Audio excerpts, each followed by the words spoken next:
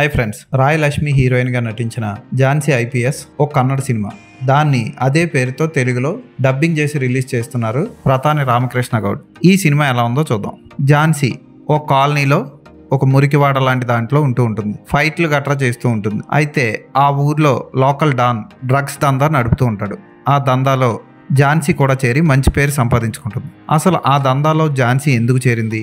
ఝాన్సీ నిజంగానే రౌడీయా లేకపోతే under cover ఆఫీసరా? Pokiri సినిమాలో మహేష్ బాబులో ట్విస్ట్ వస్తుందా అన్నది సినిమా చూసి తెలుసుకోవాలి. ఈ డ్రగ్స్ వ్యాపారానికి డూప్లికేట్ ప్రొడక్ట్స్ తయారు చేసే కంపెనీ ఓనర్కి ఝాన్సీ తండ్రికి సంబంధం ఏంటన్నది మిగిలిన కథ.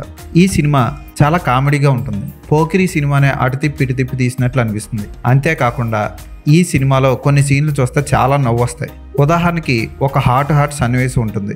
హీరోయిన్ రెడ్ కలర్ బికినీ వేసుకొని స్విమ్మింగ్ పూల్లో దూకడానికి వెళ్తుంది. దూకి ఈత కొడుతూ ఎక్స్పోజింగ్ చేస్తూ ఉంటుంది. ఈ లోపు అదే స్విమ్మింగ్ పూల్ కి ఎదురుగా ఉన్న బిల్డింగ్ లో విలన్ గాడు గన్ను పట్టుకొని డీలింగ్ మాట్లాడుతున్న లక్ష్మీరాయ్ ఓనర్ రవి కాలే మీద గురి పెడతాడు. మనోడు మాట్లాడుతూ ఉంటాడు. మిగతా వాళ్ళందరూ ఆ తుపాకీ పట్టుకొని పైన ఉన్న కిల్లర్ నే చూస్తూ ఉంటారు. ఈ డీలింగ్ మాట్లాడడానికి వచ్చిన రవి కాలే మాత్రం ఏదో చాలా నిమగ్నం అయిపోయినట్టు తెగ మాట్లాడేస్తూ ఉంటాడు. ఆ మాట్లాడుతున్న వాడి మొహం కూడా చూడడం రవి కాలే. ఆడు కూడా ఎప్పుడు టెన్షన్ పడిపోయి ఆడు ఎప్పుడు కాలుస్తాడా, గన్ ఎప్పుడు పెరుస్తాడా అన్నట్టు ఉంటాడు. ఇంతలో స్విమ్మింగ్ పూల్ లో ఈత కొడుతూ ఉన్న లక్ష్మీరాయ్ పైన ఉన్న ఆ కిల్లర్ ని చూసి ఎదురుగా స్విమ్మింగ్ పూల్ బయట నించొని ఉన్నవాడు మీదకి వాడి పిర్ర హైట్ వరకు ఎగిరి వాడి పిర్రలో పెట్టుకున్న గన్ తీసి టపాల్మని కాల్చేస్తుంది.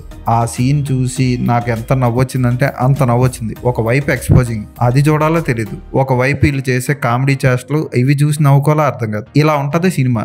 ఇంకా చివరిలో ఫ్లాష్ బ్యాక్ వచ్చేసరికి హీరోయిన్ తండ్రి వీపీ కంపెనీస్ నడుపుతూ ఉంటాడు. నిజంగానే ఆ కంపెనీ పేరు వీపీ. సినిమాలో చూడండి, వీపీ గ్రూప్ ఆఫ్ కంపెనీస్ అని 10-20 వీపీ కంపెనీలు ఉంటాయి. విలన్ గాడు ఎందుకు వస్తాడో, డ్రగ్స్ వ్యాపారం ఏంటో, మళ్ళీ క్లైమాక్స్లో పోలీస్ డ్రెస్తో ఎంట్రీలు ఏంటో. ఒకవైపు ఫ్లాష్ బ్యాక్ నడుపుతూ మళ్ళీ మధ్యలో పోలీస్ ట్రైనింగ్ని ఎందుకు చూపిస్తాడా, ఎడిటర్ ఏమనుకొని తీసాడో, ఎందుకు తీసారో ఈ సినిమా అర్థం కాదు. లక్ష్మీరాయ్ చూడడానికి బాగుంటుంది. ఆమె లేకపోతే ఈ సినిమాని 10 నిమిషాలు కూడా భరించలేం. థ్రిల్లర్ మంజు కంపోజ్ చేసిన ఫైట్లు ఇవన్నీ అవుట్డేటెడ్గా ఉంటాయి. తలనొప్పి తెచ్చుకోవాలనుకుంటే ఈ సినిమా చూడొచ్చు. విజయశాంతి నటించిన కర్తవ్యం లాంటి సినిమాని బిల్డప్ ఇచ్చి సినిమాలో 5 నిమిషాలు కూడా పోలీస్ డ్రెస్లో హీరోయిన్ కనపడదు. పోలీస్గా ఏ పని చేసి చావదు. అలాంటిది ఈ సినిమా 2 గంటలు భరించడం అంటే చాలా కష్టం. ఈ సినిమాని హిందీ డబ్బింగ్లో యూట్యూబ్లో ఫ్రీగా పెట్టారు.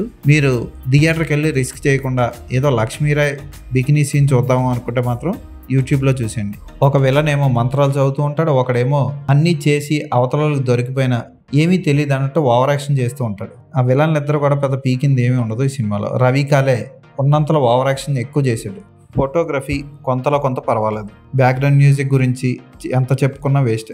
ఈ సినిమాకి నేను ఇచ్చే రేటింగ్ 2/5.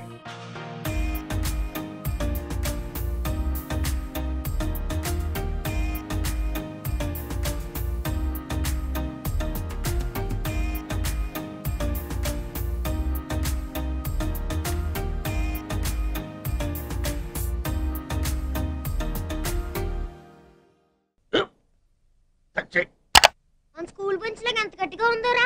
కొట్రా, కొట్టు, పర్లేదు, కొట్టు. బాబాయ్ ఏంటి నువ్వు కొడతావా? కమా బిట్ మీ యార్. వద్దు బాబాయ్. వాణ్ణి నేను కొట్టడం లేదమ్మా, వాణ్ణే నన్ను కొట్టమంటున్నాను. నువ్వేం కంగారు పడక్కర్లేదు. అడుగుతావేంటి?